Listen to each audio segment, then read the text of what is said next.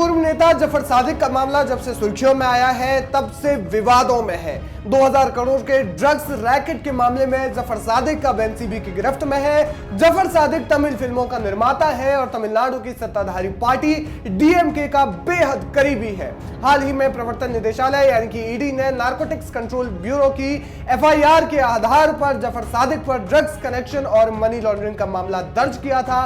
बता दें कि जफर सादिक डीएमके का नेता रहा है और मनी लॉन्ड्रिंग के मामले में उसे एनसीबी ने जयपुर से गिरफ्तार किया है।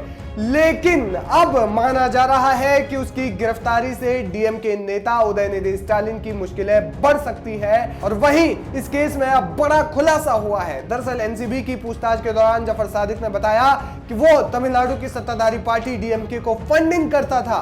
उसने ये भी खुलासा किया कि उसने पार्टी के लिए पैसे सीएम स्टालिन और राज्य सरकार में मंत्री उदयनिधि स्टालिन को दिए थे। इस खुलासे के बाद यह मामला अब और पेचीदा हो चुका है क्योंकि जफर सादिक ने ऐसे खुलासे किए हैं। जी हां, इस मामले में कई बड़े खुलासे और संगीन मामलों को जोड़ते दिख रहे हैं।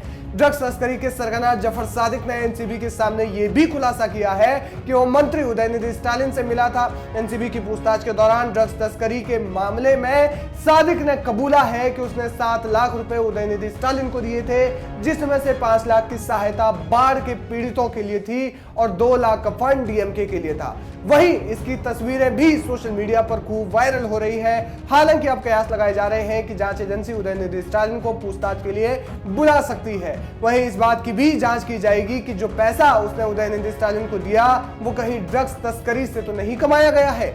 इस मामले में यह भी सामने आया है कि बीते 3 सालों में 3500 किलो से अधिक ड्रग्स इन दूसरे देशों को भेजी जा चुकी है और अब तक 45 बार भेजी गई है। इन ड्रग्स की अंतर्राष्ट्रीय बाजार में कीमत कम से कम 2000 करोड़ रुपए से ज्यादा आंकी जा रही है और इस पूरे ड्रग्स के तार जफर सादिक द्वारा किए गए इस घपले से जुड़े हुए हैं। हालांकि इस मामले में खूब राजनीति भी हो रही है क्योंकि अब इस मामले में सत्तारूढ़ पार्टी बीजेपी जफर सादिक को लेकर तमिलनाडु सरकार पर जमकर हमला बोल रही है। दिल्ली में एक संवाददाता सम्मेलन को संबोधित करते हुए बीजेपी महिला मोर्चा के अध्यक्ष वांती श्रीनिवासन ने तमिलनाडु सरकार पर और जफर सादिक पर कई बातें कही, कई आरोप लगाए। उन्होंने अपने बयान में कहा, तमिलनाडु में सत्तारूढ़ डीएमके सरकार का फिल्म इंडस्ट्री के साथ लंबे समय से घनिष्ठ संबंध रहा है और जफर सादिक प्रमुख नेतृत्व का करीबी बन गया था और यहां तक कि पुलिस महानिदेशक यानी कि डीजीपी से पुरस्कार भी प्राप्त किया था।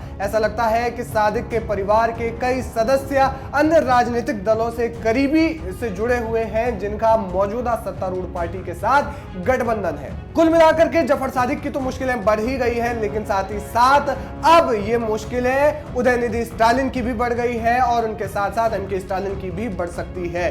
कुल मिलाकर के ड्रग्स मामले में एनसीबी ने जफर सादिक की धरपकड़ की और उसके बाद उससे पूछताछ लगातार जारी है और अब ईडी को यह केस जल्द ही सौंपा जा सकता है। मनी लॉन्ड्रिंग के एंगल से ईडी इस मामले में जांच कर रही है। क्या कुछ अपडेट सामने आएगा वो अपडेट हम आपको बताते रहेंगे। तब तक के लिए आप देखते रहिए वीके न्यूज। नमस्कार।